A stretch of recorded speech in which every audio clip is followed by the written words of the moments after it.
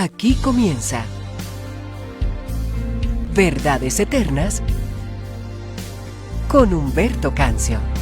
El siguiente programa es presentado con el patrocinio de Centro de Literatura Cristiana, libros que irradian luz y cambian vidas. Verdades Eternas con Humberto Cancio.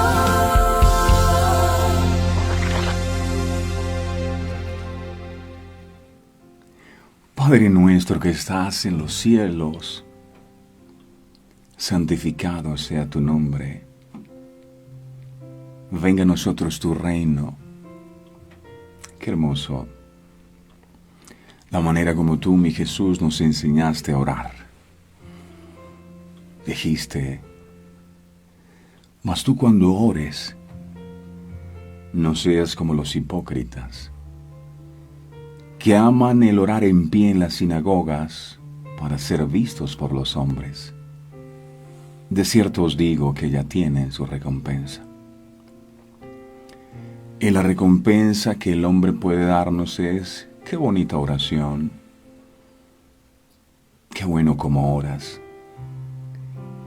Pero esa no es la recompensa que nosotros buscamos, la recompensa del mundo, sino tu recompensa, amado Dios. Por eso hoy te pedimos que nos permitas entrar en el lugar secreto, en la cruz del Calvario. Y dice tu palabra que cuando nosotros oramos en lo secreto, tú nos recompensas en público. Es bien ser recompensado en público,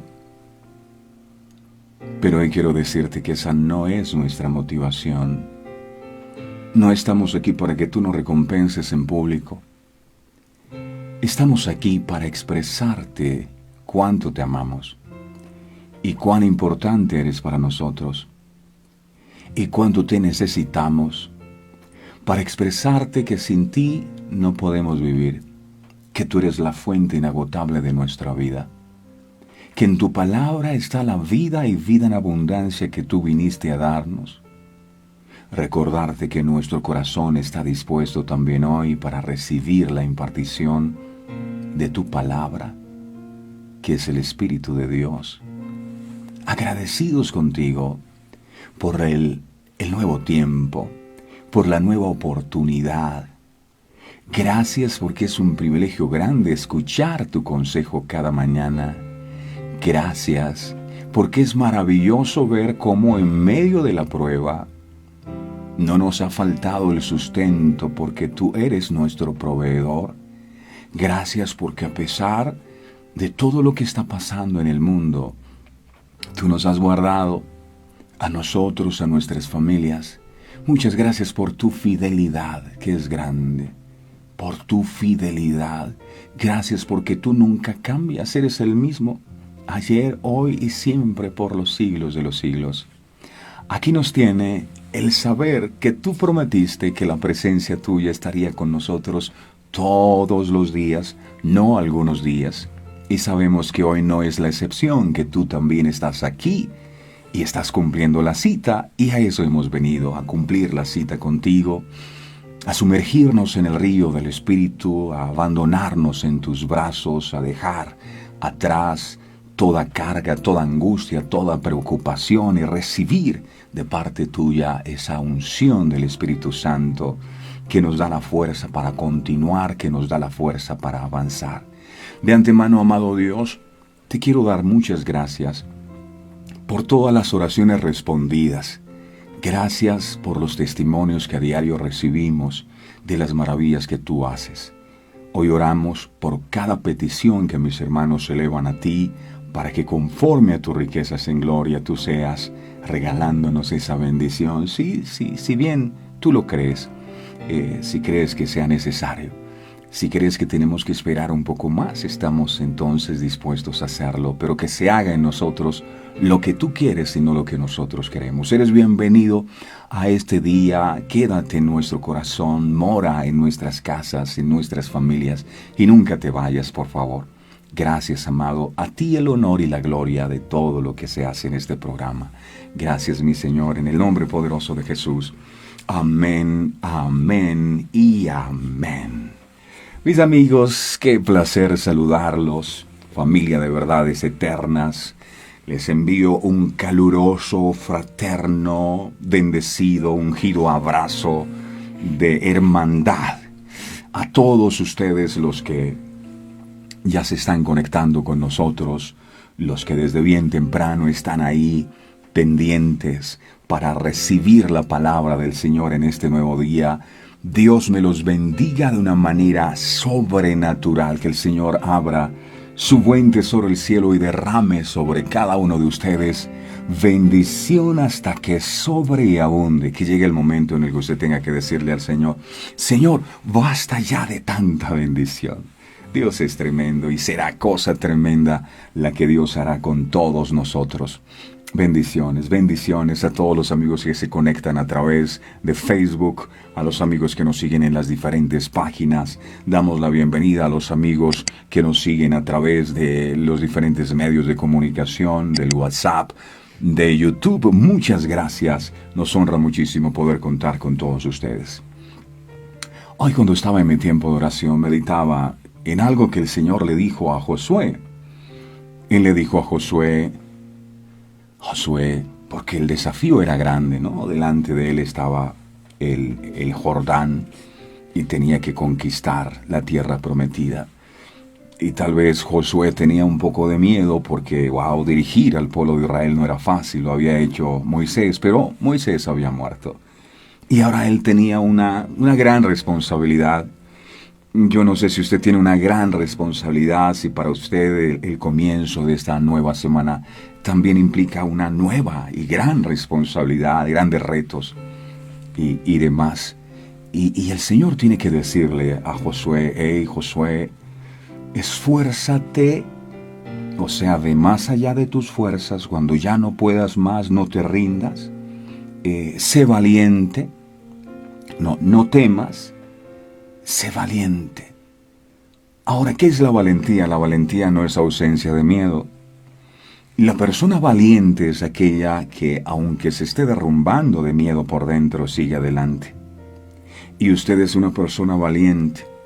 Cuando Dios le dice a Josué: esfuérzate y sé valiente, lo que el Señor le quiso decir a Josué es: Josué, muy posiblemente te vas a enfrentar con cosas que te van a producir temor. Pero no temas, siga adelante. La persona valiente no es la que no tiene temor. La persona valiente es aquella que con temor y todo avanza. Y ustedes son valientes del Señor.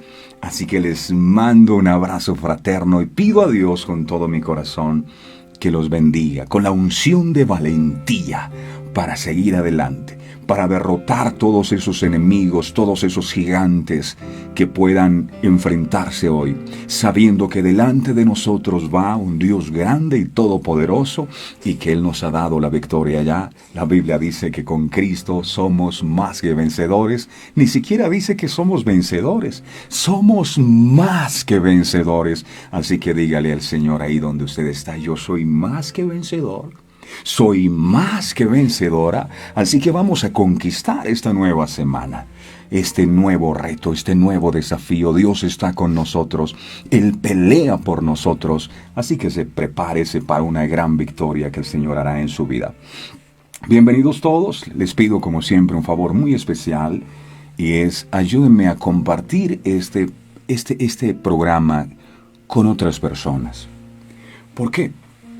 Porque sabemos que hay personas que a veces se levantan, sobre todo los comienzos de semana, los lunes, desmotivados, tristes, sin ganas de continuar, cuando de pronto llega una palabra de fe y lo motiva para seguir adelante, y puede estar entre su círculo de amigos, entre sus contactos. Entonces, comparta por favor ahí en su muro, en su Messenger con sus amigos. Si se enojan, los que se enojan, bendígalos también a ellos. Pero habrá personas que no se enojan, que necesitan una palabra de parte de Dios en este día. Así que ayúdenos a bendecir a otras personas a través de este mensaje. Todos son bienvenidos, bienvenidos. Es una semana gloriosa, es una semana poderosa, es una semana sobrenatural la que el Señor nos regala. Y esta semana vamos a seguir compartiendo acerca de la fe. El Señor insiste en enseñarnos acerca de la fe. ¿Por qué? Porque en estos tiempos difíciles se necesita fe para mantenernos firmes. Se necesita fe para continuar. Entonces seguimos en la fe, pero pasa algo hoy. Hoy vamos a compartir, o toda esta semana vamos a compartir de un solo versículo. De un solo versículo vamos a compartir toda la semana. Así que esté muy pendiente, muy atento, no se lo pierda, porque sé que el Señor le va a ministrar en gran manera. Estamos listos entonces para recibir el mensaje. Vamos a preparar nuestro corazón. Digámoslo al Señor: aquí estoy sediento de ti. Amo tu palabra. Tu palabra es lo más importante en mi vida. Gracias, Espíritu Santo, por tu palabra. Por favor, pon tu ley en mi mente y escríbela en mi corazón. Gracias por todo lo que tú harás. Mi Señor, que mi corazón pueda ser una buena tierra, para que la palabra que tú hoy traes dé fruto abundante al 100% en mi vida. Habla, amado Dios, que tu pueblo tiene sed de ti. Habla, amado Dios, que tu pueblo escucha. Gracias, Señor. Amén y amén. Hoy el tema que vamos a estar compartiendo lo hemos titulado Recuperando nuestra identidad. Así se llama el tema. Recuperando nuestra identidad. El libro de Hebreos, en el capítulo 11, en el verso 32, dice la palabra, y vamos a estar compartiendo solo del verso 32 toda una semana, porque está muy rico espiritualmente hablando este verso 32. Dice: ¿y qué más digo?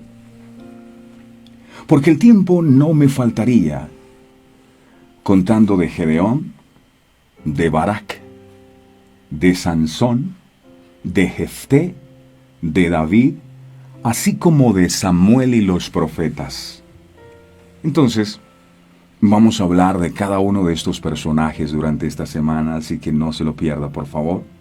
Hoy vamos a comenzar con Gedeón, incluido también en el libro de los héroes de la fe.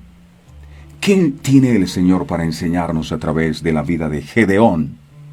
Tal vez no le sea muy familiar este nombre, pero si quedó escrito en la palabra es porque algo tiene que enseñarnos a nosotros. Bueno, en la antigüedad, los nombres que se le colocaban a las personas marcaban un significado descriptivo y simbólico. Usted recordará en el caso de Jacob, por ejemplo, como al nacer tomó por el talón a su hermano Esaú, sus padres Isaac y Rebeca le colocaron por nombre Jacob, que significa suplantador o el que toma por el calcañar. Ese es el significado del nombre Jacob.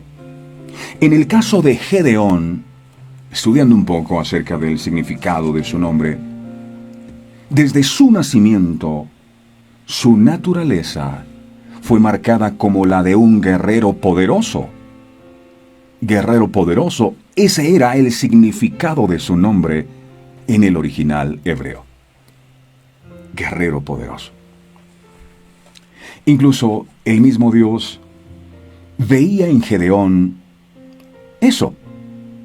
Lo veía como un hombre esforzado y como un hombre valiente. Así se lo hizo saber el día que se le apareció. Eso está en Jueces capítulo 6 en el verso 12. Miremos por favor. Jueces capítulo 6 en el verso 12. Dice: y el ángel de Jehová, y vino el ángel de Jehová, y se sentó debajo de la encina que está en Ofra, la cual era de Joás Abieserita, y su hijo Gedeón estaba sacudiendo el trigo en el lagar para esconderlo de los madianitas. Dice el verso 11, perdón. Ahora voy al 12.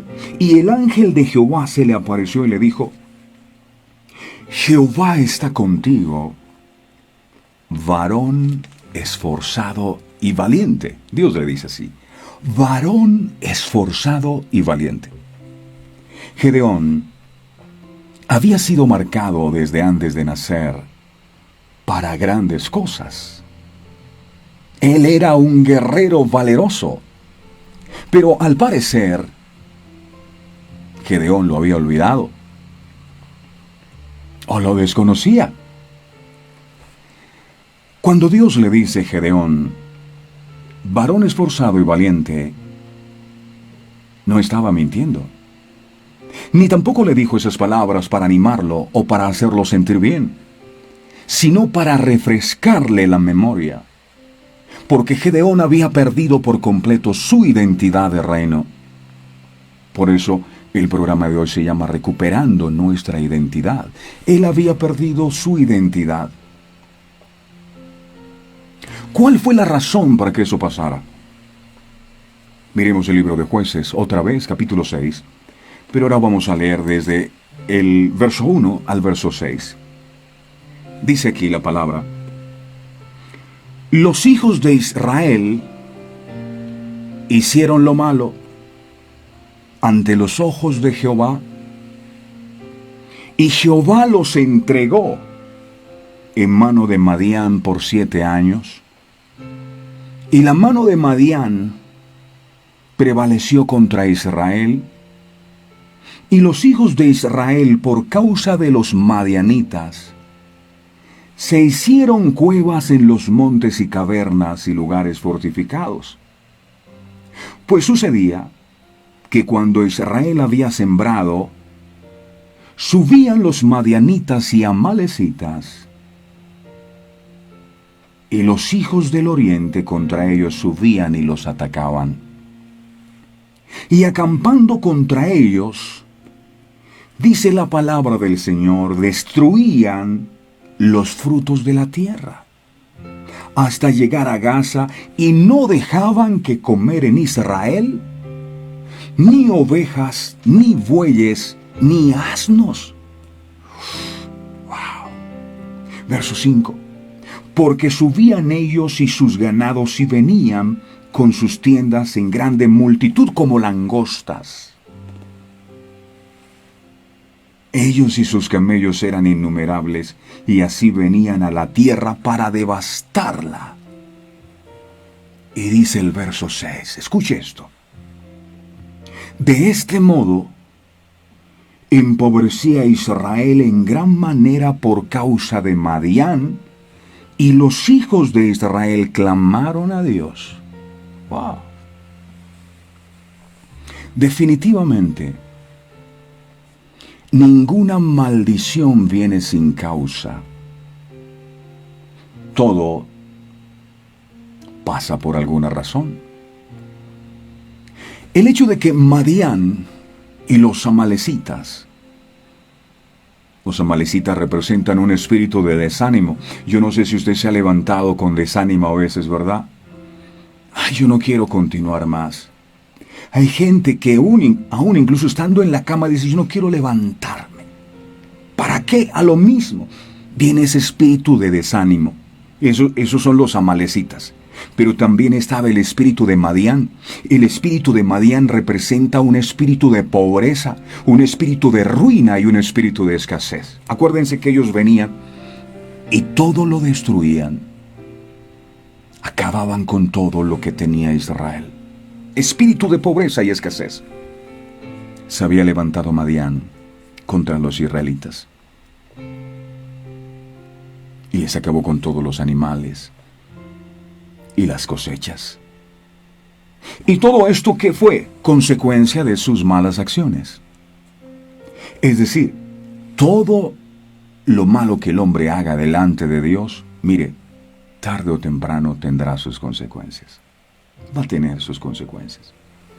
La gente dice, Dios me ama. Claro que Dios te ama, pero Él no patrocina lo mal que haces. Y algo que se nos olvida a nosotros es que, aunque Dios nos ame, la consecuencia de nuestras acciones será inevitable. Va a ser inevitable. Y hago énfasis en esto, porque para muchos es fácil quejarse o cuestionar a Dios cuando las cosas no le salen bien, cuando se le presentan problemas y todo tipo de dificultades. Precisamente porque les cuesta reconocer que todo lo malo que les sucede no es culpa de Dios, sino la consecuencia de su desobediencia a Dios. por Israel, si usted comienza leyendo el texto, capítulo 6, verso 1, dice Israel hizo lo malo. Por Israel haber hecho lo malo, Dios los entregó a Madián. Si Israel hace lo bueno, Dios no los entrega a Madián. Era tan crítica la situación para el pueblo de Dios que ellos mismos hicieron lugares fortificados y cavernas donde vivían escondidos porque Madián todo lo que ellos cultivaban lo devastaba. No había nada que comer. Y yo no sé cuántos están viviendo esa situación hoy día con esta pandemia. No hay trabajo. Las finanzas están por el piso. Las puertas están cerradas. La nevera está completamente vacía. Las ventas no funcionan. Las deudas acosan. Y uno se pregunta, ¿qué está pasando? Bueno, lo mismo se preguntaban los israelitas. Y la respuesta del Señor es, porque habían hecho lo malo ante los ojos de Dios. ¿Sabía usted que una de las áreas que más le duele al ser humano es el área financiera? Alguna vez alguien dijo, si verdaderamente quieres conocer a una persona, tócale el bolsillo. Y es cierto, el área económica es la que más nos hace padecer. Y Dios lo sabe. Dios muchas veces usa el dinero para ponernos a prueba. Él no da automáticamente sus bendiciones a nadie. Él te prueba primero para saber si eres responsable, para saber si puede confiar en ti con posesiones materiales. Entonces puede confiarte el poder espiritual. Pero si ni siquiera estás administrando bien el dinero que Dios te confió, ¿por qué crees que debería darte las cosas que realmente importan? La Biblia dice que Dios es el dueño del oro y de la plata. ¿Qué significa que Dios sea el dueño del oro y de la plata? Que usted y yo no somos los dueños. Que usted y yo simplemente somos administradores de los recursos que gracias a su infinita misericordia Él permite que lleguen a nuestras manos. No es porque usted trabaja, no es porque usted tiene una empresa, no es porque usted tiene un trabajo, es por la gracia de Dios que usted recibe eso. Porque el dueño del oro y de la plata es Él. Entonces, ¿esto qué me enseña? Que nosotros somos simplemente administradores. Y el administrador entiende que debe dar cuenta al dueño de la manera como invierte sus recursos. Ese es el problema. El problema es que la gente piensa que el dinero es de él. No, yo con mi plata hago lo que me dé la gana. Y lo malgastan en cosas que no deberían. Y hacen malas inversiones y nunca le preguntan al dueño de la plata cómo invertir el dinero. Ahí está el problema. Entonces llega la señora vendiendo revista de catálogo y entonces usted compra. Nunca le preguntó, señor, ¿qué debo hacer? Llega el señor, cobra diario y usted se endeuda. Nunca le preguntó al jefe, al dueño del dinero. Y usted compra y malgasta en vicios, en licor, usted malgasta en viajes que son innecesarios, malgasta en tantas cosas y después cuando no tiene empieza a quejarse. Yo no sé por qué no rinde el dinero, no hay plata, la situación. Sí, pero no hay dinero, pero no pareciera. Porque hay gente que aunque no tienen dinero, con tal de aparentar, se endeudan y viven vidas de apariencia para mostrarle a los demás que tienen cuando no tienen ni dónde caerse muerto. El libro de Mateo, capítulo 25, nunca te olvides, Dios es el dueño. Antes de hacer un negocio, antes de comprar algo, antes de hacer una inversión, pregúntele a Dios, Señor, ¿será que debo utilizar estos recursos que tú envías a mi casa para lo que estoy pensando hacer? Está el tipo que dice, yo no sé por qué Dios no me bendice económicamente, pero ¿qué vas a hacer con ese dinero? ¿Le vas a comprar regalos a tu amante? Dios no te va a bendecir para eso. ¿Para qué quieres que Dios te bendiga? ¿Para que te sigas destruyendo? No lo va a hacer. ¿Cómo vas a invertir tu dinero? Mateo capítulo 25, verso 23. Dice la palabra. Mateo 25, verso 23 dice, su señor le dijo, buen siervo fiel, sobre poco has sido fiel, sobre mucho te pondré, entra en el gozo del Señor. Está hablando de la parábola de los talentos. Sobre lo poco has sido fiel, en lo mucho te pondré. Las finanzas son la herramienta favorita de Dios para ponerte a prueba. Él está usando tu dinero para probar varias cosas. Y lo hizo conmigo. Cuando yo no tenía temor de Dios en mi corazón, yo malgastaba los recursos que el Señor traía a mi vida en cosas que no edificaban. Y pasó que un día, el dinero que malgasté me hizo falta. Por eso recuerdo al hijo pródigo cuando regresa a la casa del padre. El hijo pródigo no le dice al padre, devuélveme la otra parte de la herencia. No, él le dice, ¿sabes una cosa, Señor? Yo no soy digno de ser llamado tu hijo.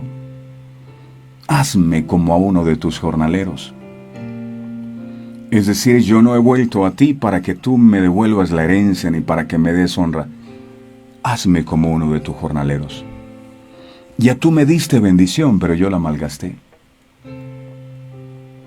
En vicios, en tantas cosas. Y luego ese dinero que un día malgasté, un día empezó a faltarme. Y hay gente que se queja de su situación económica hoy, que no tiene. Pero y el Señor pregunta, toda esta vida yo te he dado dinero. Haz cuenta, ¿qué has hecho con ese dinero? ¿En qué lo has invertido? ¿Cómo lo has invertido?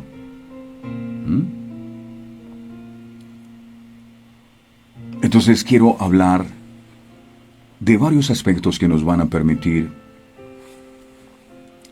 o que Dios usa, las cosas que Dios usa, el dinero para probar en nuestras vidas. ¿Qué cosas? Lo primero, lo que realmente amas.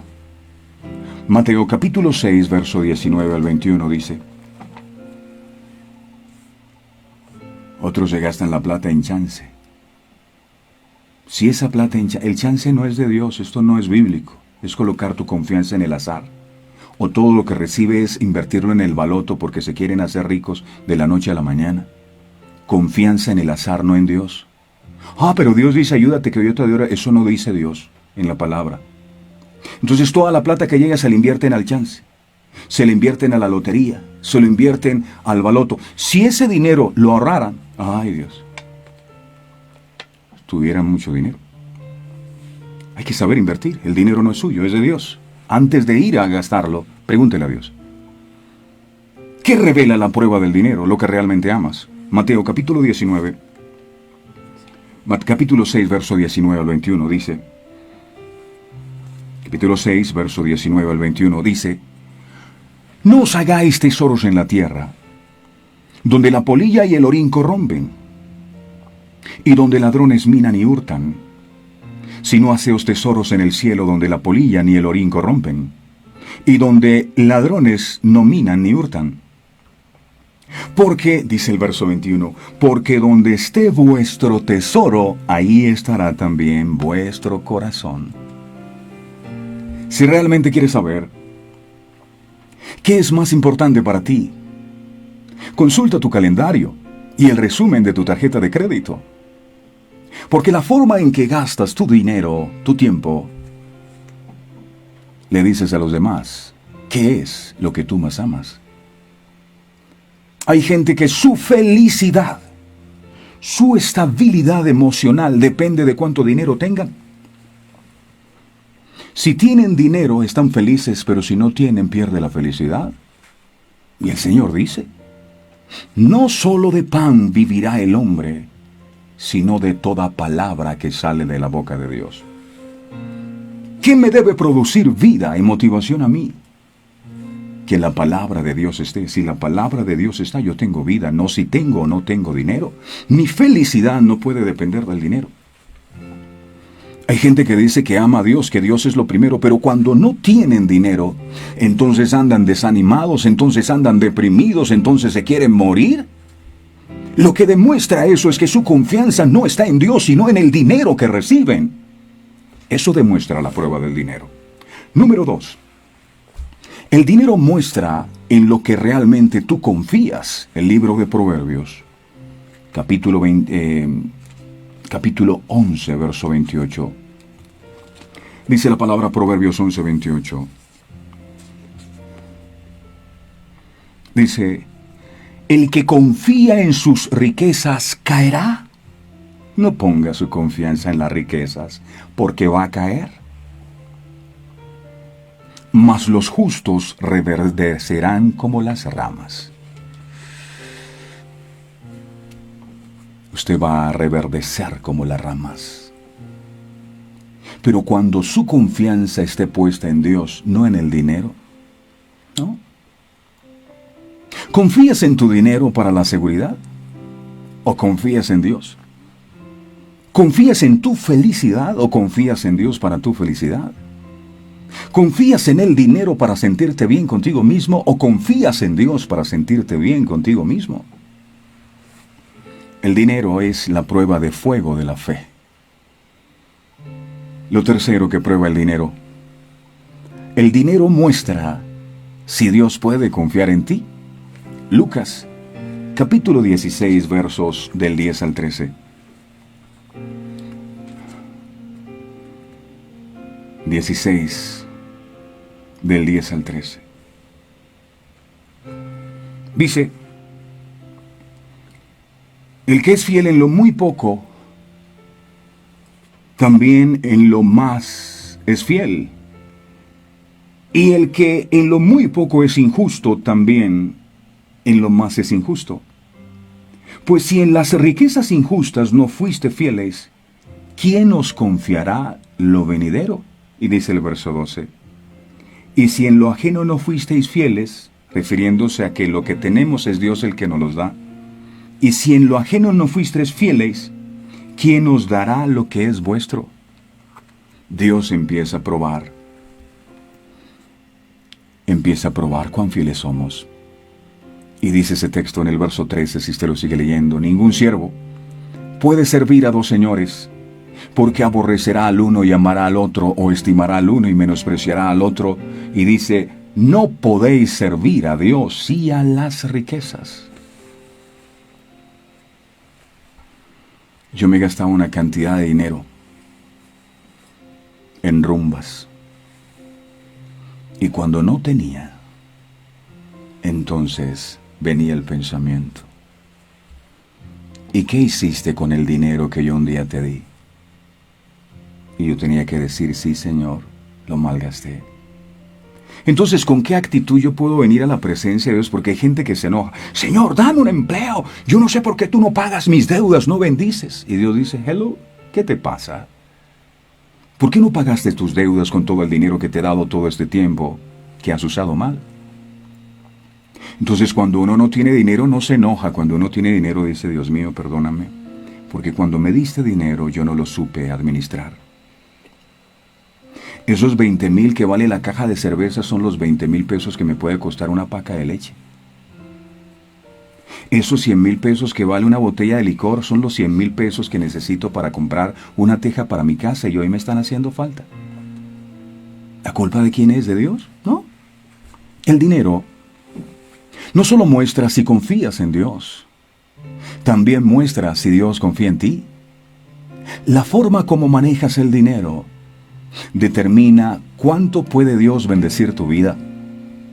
Una vez entiendas que hay una conexión directa entre el manejo del dinero y la bendición de Dios, estarás motivado para poner tus finanzas en orden y listo para que Dios te bendiga de una manera sobrenatural. Reflexiona sobre esto. ¿Cuál dirías que es el deseo de tu corazón? A ver. La forma en que gastas tu dinero apoya tu respuesta. Te pregunto, si perdieras tu trabajo hoy, ¿qué harías? ¿Confías en que Dios te proveerá? La manera como administras los recursos de Dios revela el respeto y la profunda confianza que tienes en Él. Madián destruyó por completo las finanzas de Israel. Había hambre. Todo lo que trabajaba Madián se lo comía, y hay gente en este tiempo que no prospera. Todo lo que trabajen se les va. Entonces le pagan al uno, le pagan al otro y no tienen, viven alcanzados, no tienen paz, no concilian el sueño, tienen que vivir prestando y viviendo de la mendicidad de otros. Nunca tienen recursos. Madián estaba trabajando. Y ellos lo que hicieron fue que empezaron a quejarse. Empezaron a renegar contra Dios, a esconderse, demostrando con su comportamiento que su confianza no estaba en Dios, sino en su dinero. La manera como Gedeón le responde a Dios no es diciéndole, cuando Dios le dice varón esforzado y valiente, lo que Gedeón le dice es, no le dice, amén Señor, si tú dices que yo soy esforzado y valiente, así es, no. Él lo que le dice a Dios es, Jueces, capítulo 6, verso 13. Jueces, capítulo 6, verso 13. Dice, Jueces 6, verso 13. Y Gedeón le respondió, Señor mío, si Jehová está con nosotros, ¿por qué nos ha sobrevenido todo esto? ¿Y dónde están todas tus maravillas que nuestros padres nos han contado, diciendo, no nos sacó Jehová de Egipto, y ahora Jehová nos ha desamparado y nos ha entregado en mano de los madianitas? En otras palabras, Dios, no seas mentiroso. Si realmente estuvieras con nosotros, no nos debería estar pasando lo que nos está pasando. Esta crisis que estamos viviendo no la estaríamos viviendo si verdaderamente tú estuvieras con nosotros. Tú fueras real o tú existieras. Gedeón creía que Dios solo está presente cuando tenemos bendición, pero Él también se encuentra presente cuando pasamos por aflicción. Yo no sé si usted lo sabía, pero dice el libro de Isaías en el capítulo 43, en el verso 2. Mire lo que dice. Es una palabra del Señor para nosotros hoy. 43, verso 2 dice, cuando pases por las aguas, yo estaré contigo. Sí, yo estaré contigo. Y si por los ríos no te anegarán, cuando pases por el fuego no te quemarás, ni la llama arderá en ti. ¿Por qué? Porque Dios estará contigo. Pero cuando dice cuando pases por el río, esto también es una promesa, es una afirmación. Vamos a pasar por los ríos, vamos a pasar por el fuego. Pero la llama no arderá en nosotros, porque Dios está con nosotros. Él también está con nosotros cuando pasamos por pruebas. Es un concepto equivocado pensar que Dios está con nosotros cuando estamos bendecidos, cuando la alacena está llena, cuando no tenemos problemas y dificultades. Es una mentira. Él también está en los momentos difíciles. Dios estaba detrás de todo lo que Israel estaba padeciendo. Obviamente no buscaba Dios con esto destruirlo, sino llamar su atención. Jueces capítulo 6, en el verso 6. Jueces capítulo 6, verso 6. Dice este texto, de este modo empobrecía Israel en gran manera por causa de Madián, y los hijos de Israel clamaron a Jehová. Recuerdan ustedes que ellos habían hecho lo malo, ¿verdad? Delante de los ojos de Dios, o sea, se habían apartado de Dios. Pero cuando viene Madián y los oprime de esa manera, entonces ellos ahora sí clamaron a Dios. Si no hubiese venido Madián a oprimirlos, Israel jamás hubiera vuelto su mirada a Dios. Y eso es lo extraordinario, lo bueno de las pruebas. Las pruebas nos hacen volver nuestra mirada a Dios. ¿Sí? Yo he notado algo, y es que cuando la gente más tiene problemas es cuando más ora.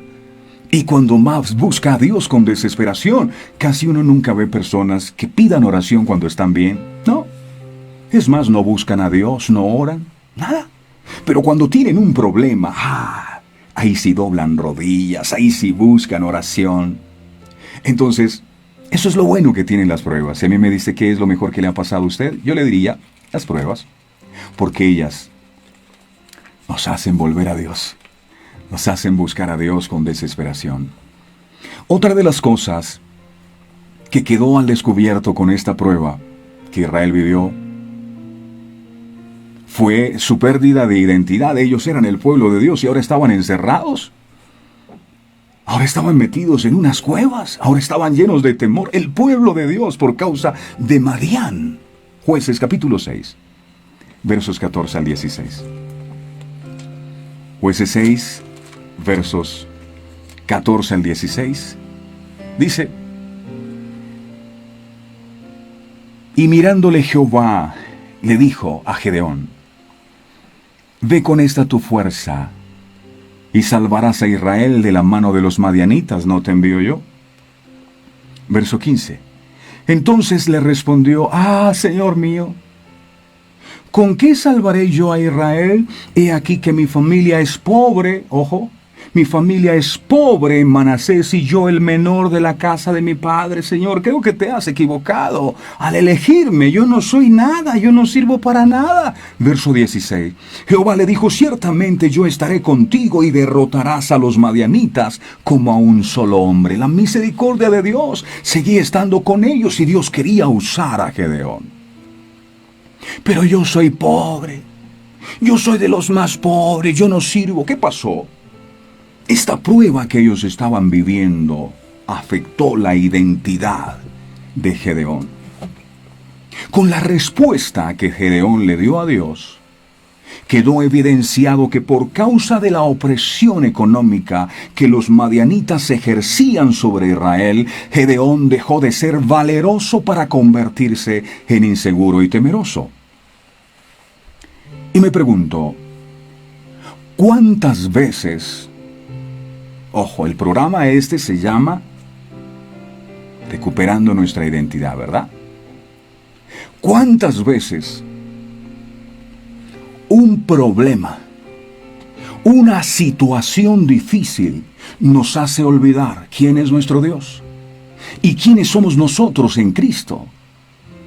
Frases como: yo no sirvo para nada, yo no puedo, soy incapaz, son expresiones de alguien que ha perdido su identidad. Siempre tendremos la tendencia a actuar de acuerdo a nuestras circunstancias y a la forma como percibimos o nos percibimos a nosotros mismos.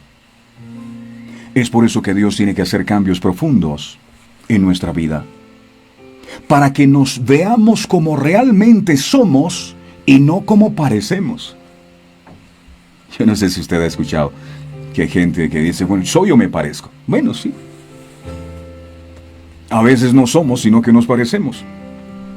Gedeón se había convertido en lo que la crisis que estaba viviendo había hecho de él. Ojo a esto. A veces es necesario que también a nosotros Dios nos llame por nuestro nombre verdadero, como lo hace hoy.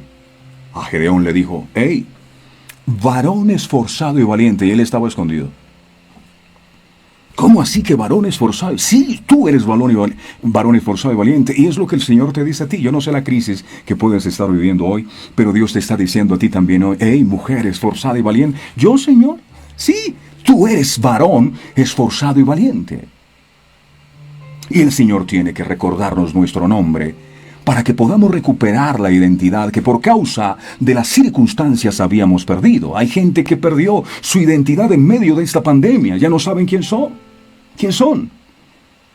La pandemia les está diciendo quiénes son ellos. Yo he venido a recordarles hoy de parte de Dios que usted no es lo que la pandemia dice, lo que la crisis económica en el mundo dice. Usted es lo que Dios dice en su palabra. Usted es nación santa, pueblo adquirido por Dios, real sacerdocio. Usted es un hijo de Dios, heredero de Dios y coheredero con Cristo. Yo no sé si lo había olvidado por estar mirando su problema, su crisis económica. La forma en que las personas viven sus vidas no tiene nada que ver con su profesión, con su estatus social, con su cultura o educación. Lo que una persona cree de sí misma es lo que determina la forma en que ve la vida y la manera en que la vive.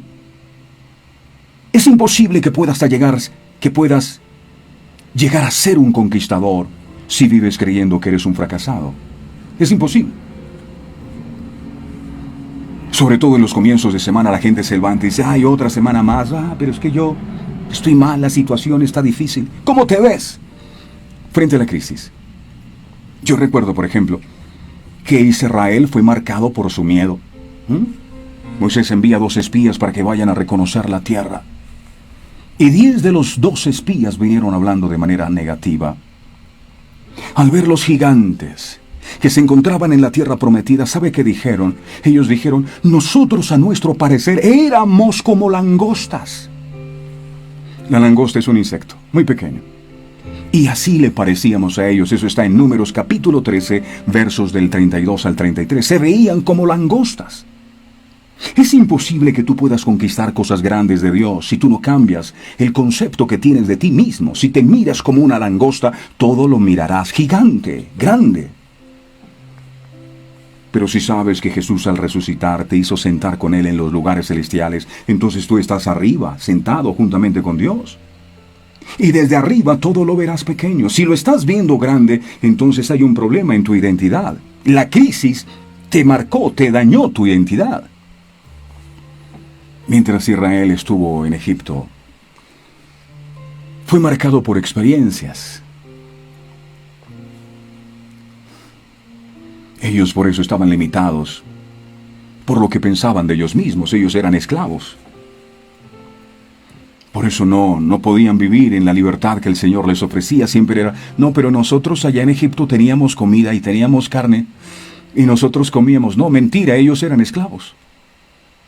Los esclavos no pueden elegir qué comer, comen lo que les da el jefe y punto. Pero se acostumbraron y hay gente que se acostumbró a, no, si yo no trabajo no como. No, usted no come si trabaja, usted come si la gracia de Dios está sobre su vida.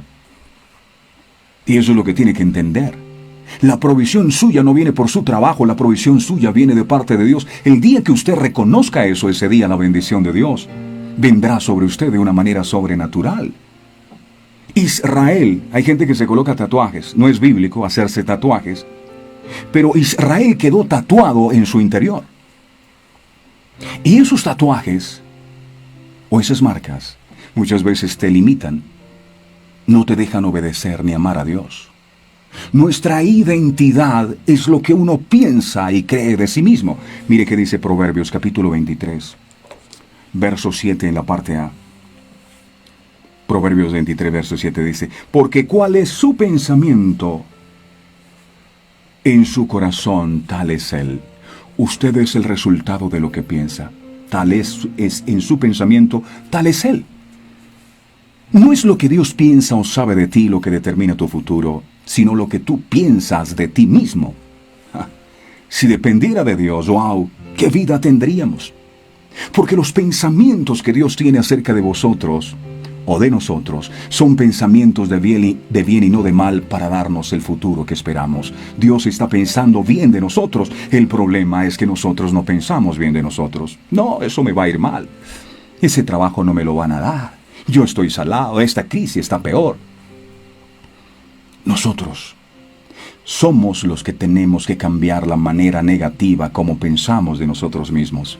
De hecho, encontré una definición de arrepentimiento. Metanoia, que significa cambio de mente. La persona que se arrepiente tiene que cambiar la manera como está pensando. Ni los fracasos, ni las heridas, ni las experiencias negativas, ni la raza, ni el color, ni el sexo tienen derecho a decirte quién eres. Solo Dios sabe quién realmente eres, porque Él fue quien te creó. Él fue quien te creó. A veces terminamos siendo lo que el mundo dice. Tú no puedes ser lo que tu crisis que estás viviendo ahora te estás diciendo o lo que tu enfermedad te está diciendo. Ese no eres tú. Dios nunca señala la condición presente del hombre. Él no dice, oye tú, bueno para nada, pecador, no vales la pena. No. Dios habla o se dirige a cada persona basado en lo que Él sabe sobre esa persona. Él nos creó a su imagen y semejanza. Esta era una gran prueba de fe para Gedeón, varón esforzado y valiente, y él escondido porque Madián los oprimía financieramente. Una gran prueba de fe. Dice la palabra que su ejército, si usted empieza a estudiar el libro de Jueces, se va a encontrar con que Gedeón tenía un ejército de 32,000 hombres. Le hace caso a Dios y arranca con 32,000 hombres para derrotar a Madián y a Amalek. De hecho, 32,000 hombres ya era sobrepasado por los 135,000 madianitas que acosaban por todas partes. 32,000 contra 135,000. Pero Dios pensaba que su ejército era muy grande todavía. Es entonces cuando le ordena a Gedeón que invite a todos aquellos que tenían miedo a que se fueran a su casa. Y Gedeón les dijo, bueno, si ustedes tienen miedo de ir a esta batalla, se pueden ir para su casa, los que tengan miedo. ¿Y sabes cuántos se fueron? De los 32,000 solo le quedaron 10,000. ¡Wow! La mayoría se fueron, todos estaban llenos de miedo. Gedeón probablemente estaba sorprendido por el número de hombres que tenían miedo para pelear. ¡Miedo! Y esperaba que solamente unos cuantos cientos se fueran, pero se le fueron la mayoría. Quedó con 10,000. Pero dice la palabra que después de ser probados, los 10,000 hombres, el Señor les dice, llévalos al río, los que tomen el agua y suelten las armas, esos los despides, y los que beban el agua como perros, lamiendo el agua con sus armas en las manos, a esos escógelos.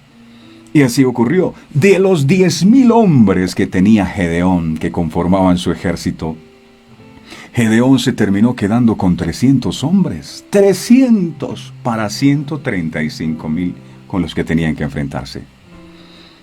300 hombres que tomaron el agua lamiendo como perros sin soltar sus armas. Y con esos 300 hombres, si usted lee la Biblia, Dios le dio la victoria. Jueces capítulo 7, verso 8. Qué poderoso es Dios. Jueces 7, verso 8. Dice, y habiendo tomado provisiones para el pueblo y sus tropas, y habiendo tomado provisiones para el pueblo y sus trompetas, envió a todos los israelitas, cada uno a su tienda, y retuvo a aquellos 300 hombres, y tenía el campamento de Madián abajo en el valle. 300 hombres. ¿Por qué con tan pocos hombres? Es la pregunta que usted se haría. ¿Porque Israel se hubiera tomado el crédito para ellos si ellos hubiesen peleado con los 32,000 hombres? Podrían creer que triunfaron por medio de su estrategia y su gran valentía. Dios quería que las probabilidades para obtener la victoria estuvieran en contra de ellos, para que se viera claramente que la victoria era únicamente de Dios, y eso mismo es lo que Dios quiere hacer con usted. Tal vez estás atravesando una crisis económica como nunca antes y estás diciendo, pero ¿por qué ahora Dios me dice esto? Que va a hacer grandes cosas conmigo, que me va a levantar financieramente. Precisamente por eso, para que la gloria no sea tuya, sino de Dios. Tal vez hasta este tiempo, todo lo que habías obtenido tú creías que era por ti, la casa que tienes, el carro que tienes, las cosas que has adquirido. No, es que yo he trabajado. Pues tienes que entrar en la dimensión de entender que lo que tienes, no fuiste tú que lo conseguiste, sino Dios que te lo dio. Y al final las cosas gloriosas que Dios hará contigo, tú no tendrás que decir sino, esto que está pasando conmigo hoy, solo Dios lo hizo. Yo no tuve que mover un solo dedo. Eso es lo que viene para cada uno de nosotros. Al final de este tiempo difícil que estamos viviendo, todos diremos, gloria a tu nombre, Señor, porque en mis fuerzas yo no hubiera podido alcanzar y hubiera podido obtener esto que tengo ahora. Tú lo hiciste. Amén. Gedeón al final, creyéndole a Dios, no a su circunstancia, se terminó convirtiendo en el hombre que Dios usó para liberar a Israel de la esclavitud de Madián. Dios te quiere usar a ti. Deja de seguir pensando que no puedes. Tú eres un varón esforzado y valiente. Claro, lo que estás viviendo es difícil. Sí, no hay dinero, estás pasando por pruebas, por duras crisis.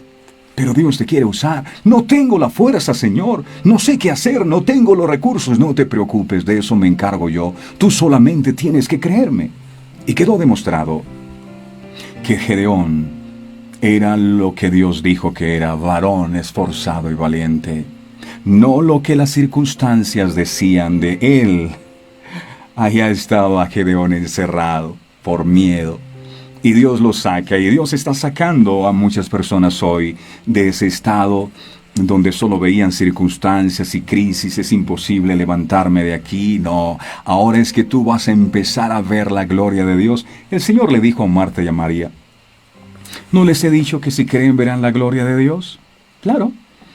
La gloria de Dios, no la gloria de ustedes, la gloria de Dios.